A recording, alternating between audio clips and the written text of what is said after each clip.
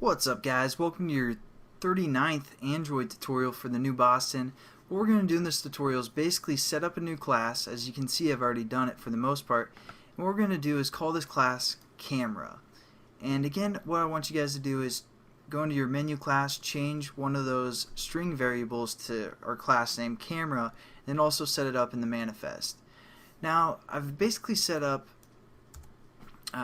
this sorry, I'm cleaning up some stuff that I was just practicing. I make sure I got this application set up right for the most part. I basically set up the general setup for any activity that we have set up so far. I created the onCreate method, and then I set the content view to that XML layout we just set up, and I also initialized or created this method called initialized. That's where I set up all my references, and I also set up my onClick listeners.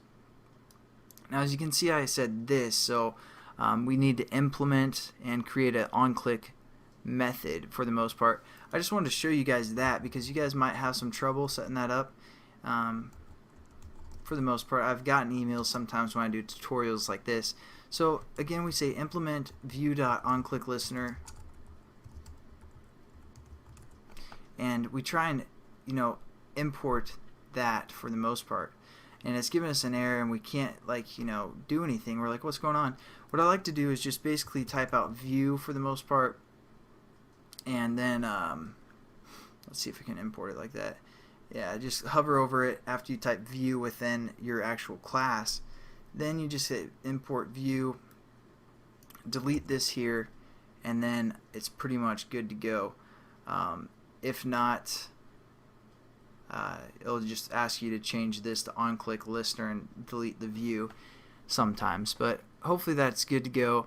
I just want to show you guys that that's how you get rid of that error for the most part. And now we can say add unimplemented methods, and I just copied and pasted because I set up basically a switch that would take in, well, I need to change it now, take in the view that was pressed, get the ID, and determine whether it is the set wallpaper button or again the take the picture button.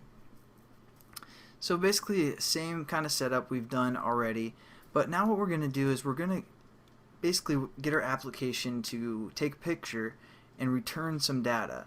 So what we want to do is we're going to kind of use the same process that we did for our, I forgot what we made for our email application. So we're going to open an intent, and we're going to set that intent equal to basically the camera application. So we're going to say we're going to define our intent up above our classes so we can use it in multiple methods.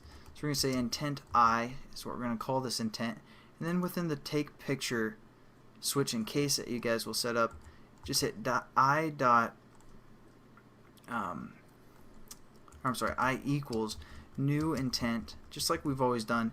And basically the camera application is in our manifest. We don't see it, but it has an action name. So we're going to refer to the action name of the camera by going android.provider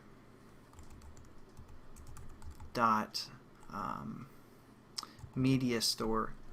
Basically all our media is within the media store package or class. Then we hit dot and we have some choices. We can either get a camera capture, or I'm sorry, an image capture or video capture for action. So we're going to use image capture because we're going to take a picture and then try and get that data back. So now what we need to do is basically start our intent. So we're going to say start activity, but we want it to return some data to us for the most part. We want to get the picture that was taken. So instead of just saying start activity, we're going to say start activity for result. And this is an actual method. I didn't make this one up. It kind of looks like something I make up. But we're going to start an activity for a result. And then within the brackets, what we're going to do is we're going to set up our intent.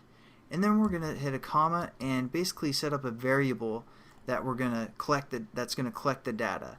And it's going to be an integer type variable. So we're going to say camera data is what we're going to call this variable. And we're going to set this up. Since we don't have a variable yet called camera data, we're going to again set this up above our classes. So we're going to say int for integer and camera data, and we're actually going to set this equal to 0, and you guys also need to say final static, which will basically mean it's going to stay. I mean, don't worry about that again, that's for Java for the moment, but basically we set up an integer variable that's equal to 0, and then we're going to start an activity for the result and pass in an intent, which will be opening our camera activity, and then we're going to get some data back from the most part. I'll show you guys how to get that data back in the next tutorial. Hope you guys watch and enjoy. So have a good one, and see you then.